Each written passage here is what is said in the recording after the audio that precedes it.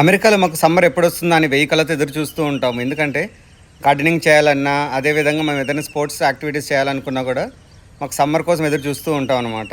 మేము అంతలా ఎదురు చూసి వెజిటబుల్ గార్డెనింగ్ వేసామనుకోండి, మనకు మొదటి పంట రావడానికి 3 నెలలు పడుతుందన్నమాట. ఎందుకంటే ఒక్కో స్టేట్లో ఒక విధంగా ఉంటుంది టెంపరేచర్స్. అమెరికాలో మేమున్న ప్లేస్లో చల్లగా ఉంటుంది కాబట్టి మాకు ఇక్కడ మే ఎండింగ్ వరకు కూడా చలి ఉంటుంది. మాకు ఇక్కడ మొక్కలు పెరగడానికి కొంచెం టైం పడుతుంది.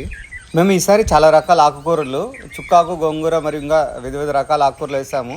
అంతేవిధంగా కూరగాయలు కూడా వేసాము చాలా రకాలు. చిక్కుళ్ళు, అన్నపళ్ళు, కొందరు అనుములు అంటారు, ఒటింకాయలు అంటే గోరుచిక్కుళ్ళు అంటారు, బీర, బెండి, దోసకాయలు, కాకరకాయలు, ఇంకా చాలా రకాల కూరగాయలు వేసాము.